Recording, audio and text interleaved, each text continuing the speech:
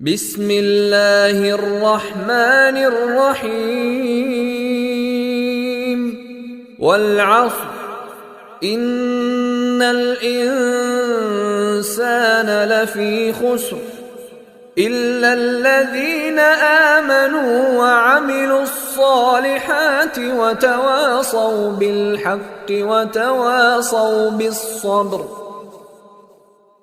بسم الله الرحمن الرحيم والعصر إن الإنسان لفي خسر إلا الذين آمنوا وعملوا الصالحات وتواصوا بالحق وتواصوا بالصبر.